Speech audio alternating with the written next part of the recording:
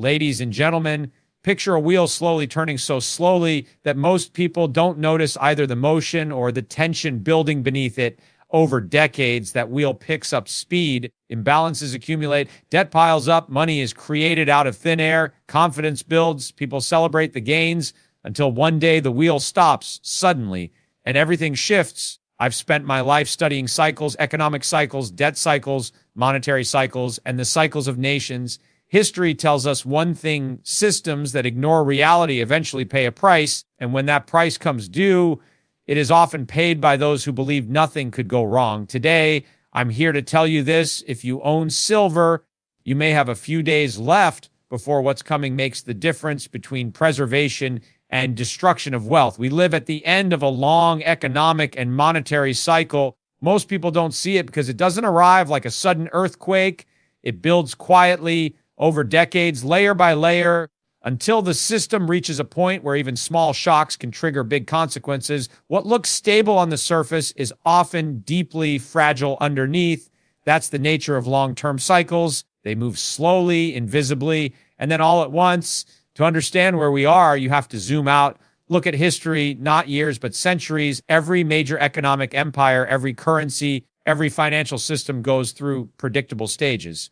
First comes the rise, productivity increases, innovation expands, debt is used wisely, and confidence grows.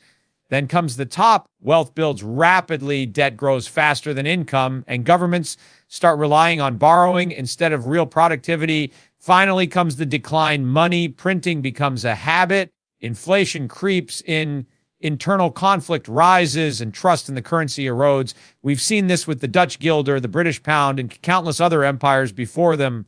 Right now, we're living through the late stage of that cycle. Debt levels are at historic highs. Governments borrow more than they can realistically repay without devaluing their own currencies. Central banks create money at unprecedented rates, not out of strength, but out of necessity. They print to sustain markets, to manage crises, to avoid recessions, to solve political pressures. People see the stock market rising and think everything is fine, but they don't understand that the rise is being manufactured. When money becomes abundant and cheap, everything looks like it's going up until it doesn't. In these moments, the danger isn't visible turmoil, it's complacency. People become used to low interest rates, easy credit, and ever rising asset prices. They assume governments will always step in to fix problems. They assume inflation will remain low. They assume the system is too big to fail. But history shows that every cycle's end feels exactly like this: calm, confident, and blind to the underlying risk. Crashes don't come from fear. They come from misplaced confidence followed by sudden realization. What makes this stage especially risky is the combination of three forces moving together: high debt, political conflict, and global power shifts. When these three overlap, the end of a cycle becomes more disruptive. High debt forces governments to choose between defaulting, raising taxes, or printing more money. None of these paths are painless. Political conflict grows because economic stress divides societies. Some want more spending, others want more austerity. Global power shifts add pressure as rising nations challenge existing systems, creating geopolitical friction. When all three converge, stability becomes harder to maintain. At the end of long-term cycles, money stops being a reliable store of value. People start feeling that something is off. They may not understand economics, but they notice their savings buy less. Their salaries don't stretch as far, and assets feel harder to afford. Inflation isn't just about prices going up. It's about trust going down. When trust fades, people turn to what they believe is real: land, commodities, precious metals, and anything that cannot be created by decree. The system doesn't collapse in a dramatic flash. Rather, it transitions. Governments try to manage the decline. They raise interest rates, then lower them. They tighten spending, then loosen it. They promise stability while quietly preparing for emergency measures. These actions buy time, but they don't reverse the cycle. They slow the fall, but they don't prevent it. The underlying forces, debt, inflation, geopolitical tension, move in predictable patterns regardless of policy. Understanding where we are in the cycle gives you an advantage. Most people don't have perspective. Instead of being surprised by events, you see them as inevitable steps in a long arc. You stop looking at day-to-day noise and start focusing on fundamental truths. And the most fundamental truth at this stage is this: the financial system is closer to transformation than continuation. The world won't end, but the system will change. It always does. Periods like this require realism, not hope, strategy, not emotion.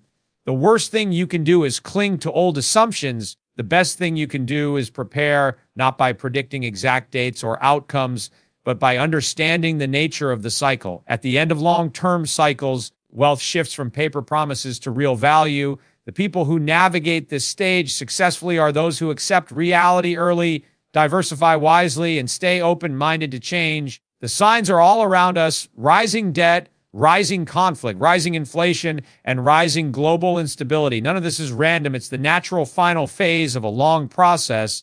And because the forces behind it are structural, not temporary, the transition will continue whether we acknowledge it or not. We are living through a moment that future historians will study. They will analyze how we handled the decline, how we adapted, and who benefited from understanding the cycle early. Right now, the most important thing is awareness. Awareness that we are not in a normal period. Awareness that cycles don't break. People do when they ignore them. Awareness that the decisions you make in times like these determine whether you preserve or lose what you have built. We live at the end of a long economic and monetary cycle. That isn't something to fear. It's something to understand, because once you understand it, you can navigate it with calm clarity and strategic thinking, while others react emotionally. And in times like these, that difference can mean everything. Silver, like other hard assets, has a long history of acting as a hedge. But the idea of a hedge only makes sense if you truly understand what you're hedging against. Most people misunderstand this. They think a hedge is a guarantee, a kind of magical protection that saves them no matter what happens. That's not how it works. A hedge is only effective when you recognize the risks early and position yourself before the environment changes. Once the regime shift is visible to everyone, the opportunity is gone. The price has already moved. The panic has already started, and what was once a strategic advantage becomes a crowded escape route. By then, it's too late. Hard assets, especially silver, protect you because they're not tied to the promises or policies of governments. They don't depend on interest rates. They don't lose value because of political mistakes, and they can't be devalued by printing more of them. But that protection isn't automatic. It requires timing, not the timing of guessing market tops or bottoms, but the timing of understanding when the underlying system is reaching a point where paper assets are becoming increasingly fragile. Most people wait until the system visibly breaks. They wait for inflation to explode, for currencies to fall, for markets to collapse. They wait for headlines, for panic, for confirmation. But by the time you see those signs on the surface, the shift beneath the surface has already happened. Hard assets behave differently across different monetary regimes. When trust in currency is strong, when interest rates are real, when debt is manageable, silver feels slow, unexciting, even unnecessary. But when trust weakens, when money loses its purchasing power, when inflation erodes savings, when central banks resort to extraordinary measures, suddenly hard assets move from being irrelevant to essential. A regime shift is not a single event, it's a transition. It begins quietly with subtle movements in inflation expectations, currency weakness, and debt accumulation. Then it accelerates when policymakers start using tools of necessity instead of tools of strategy.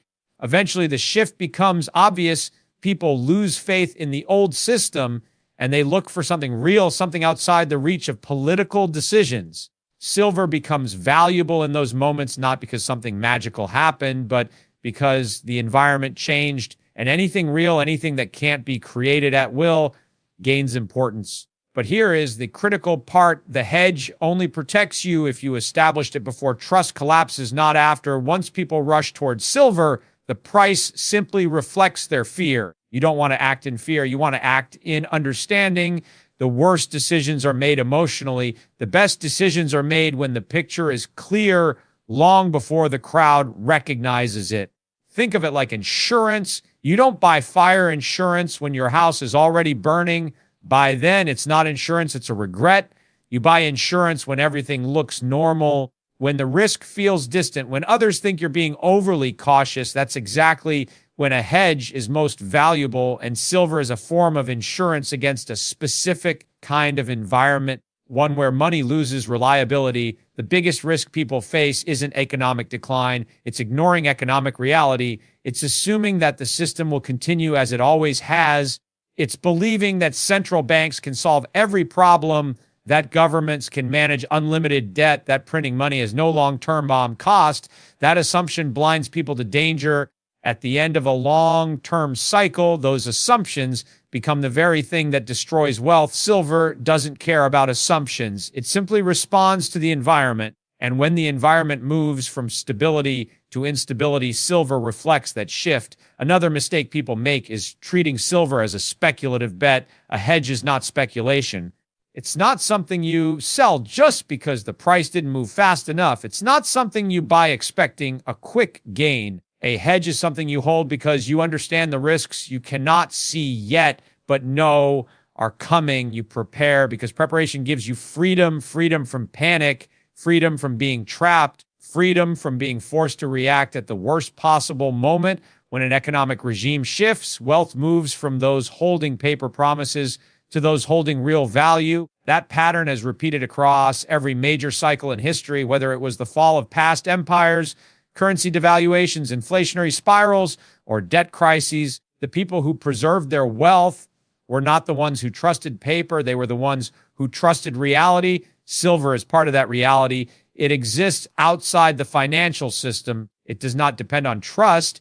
It only depends on itself. This doesn't mean silver is the answer to every problem. No hedge is perfect.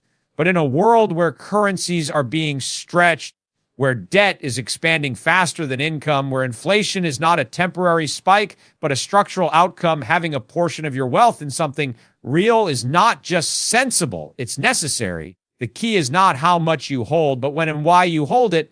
The most important truth is this: once the shift becomes obvious, the opportunity disappears.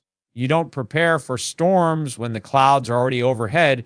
You prepare when the sky is clear, because that's when the preparation actually gives you protection. Those who recognize risk early will navigate the transition with stability. Those who wait for proof will be left reacting instead of acting.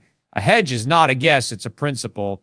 Silver, like all real assets, rewards people who understand this simple truth. Protection is something you build before the world changes, not after.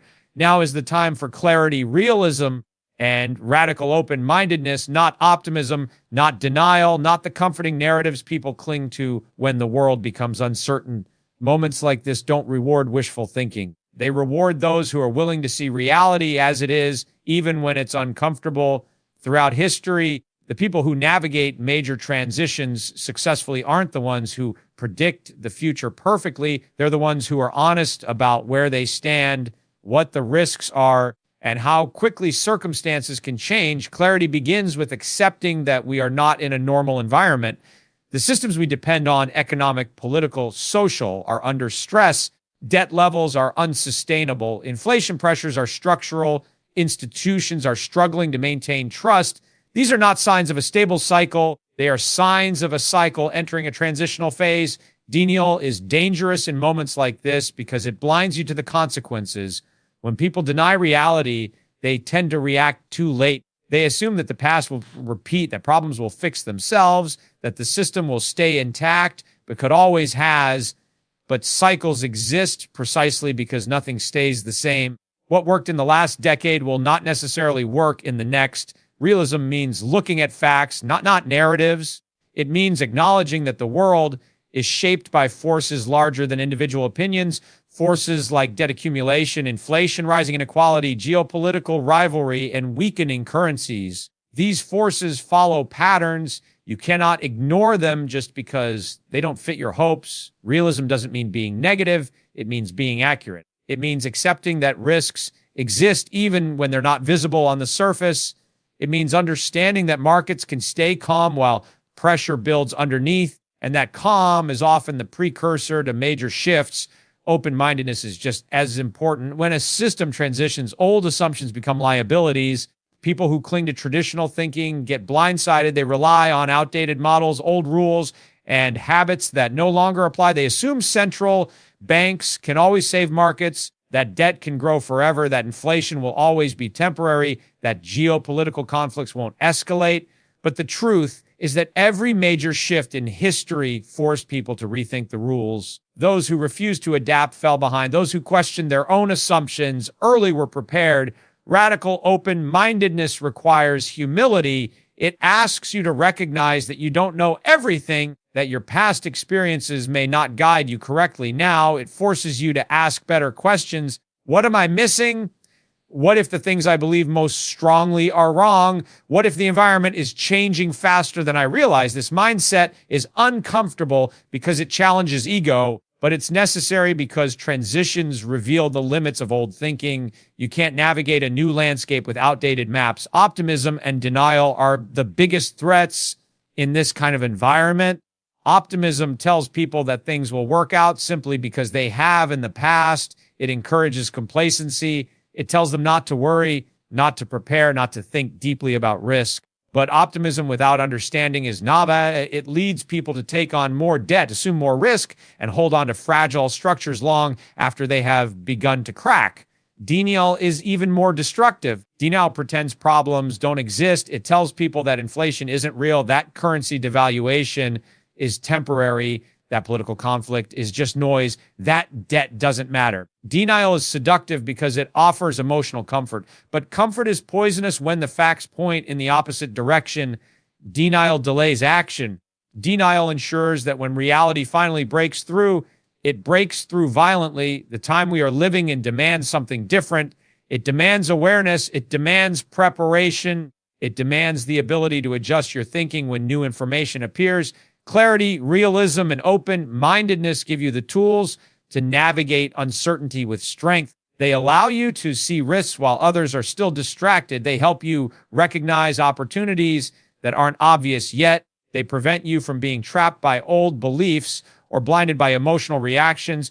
Clarity lets you see the terrain. Realism tells you how difficult the terrain really is. Open-mindedness shows you different ways to move across it. When you combine all three, you free yourself from the illusions that lead most people into trouble. You stop relying on assumptions and start relying on principles. You stop reacting to events and start anticipating them. You stop hoping the environment will adapt to you and start adapting to the environment instead. The world is changing. That's not something to fear. It's something to acknowledge. Every major shift in history created both danger and opportunity, and those who prospered were the ones who accepted reality early.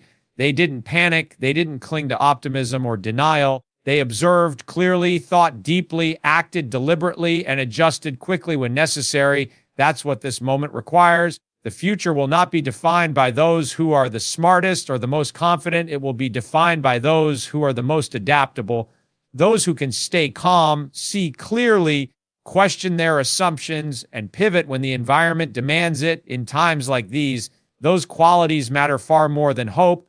Now is not the time to close your eyes and trust that things will work themselves out. Now is the time to open your eyes wider than ever before. The transition we are entering will reward clarity and punish illusions. It will reward realism and punish fantasy. It will reward those who are open to new information and punish those who cling to old beliefs. This is the moment to think deeply, act wisely, and remain radically open to truths that may challenge everything you thought you knew. Having silver is not a guarantee, but having silver with a plan could be a rare chance. Hard assets alone don't save anyone. History is full of people who held something valuable yet still lost everything because their decisions were reactive, disorganized, or emotional. The difference between those who survive major economic shifts and those who get swept away is never the asset itself. It's the strategy behind it. A tool without a plan is just metal. A tool with a plan becomes leverage. People often treat silver as if simply owning it ensures protection. It doesn't. Silver will not manage itself. It will not automatically preserve your wealth unless you understand why you own it, how you intend to use it, and what role it plays in your overall approach to risk. Hard assets behave differently depending on the environment. In stable times, they move slowly and quietly. In unstable times, they can become lifelines, but only for those who know how to integrate them into a broader strategy. The first part of that strategy is clarity about purpose. Why do you own silver? Is it a hedge against currency devaluation? a protection against inflation, a buffer against systemic instability, a store of value in case paper assets lose credibility. Each purpose demands a different approach. If you don't know the reason, you won't know when to hold, when to adjust, or when to rebalance. Silver without purpose is luck. Silver with purpose is strategy. The second part is proportion. People either overreact or underreact. Some buy too much out of fear, turning a hedge into a gamble. Others buy too little, thinking a small amount will save them in a major crisis.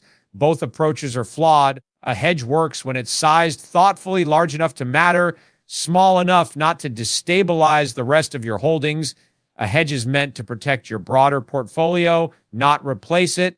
That balance is what allows you to navigate uncertainty without being consumed by it. The third part of the plan is timing, not timing the market, but timing the environment. You don't use a hedge when everything is already collapsing.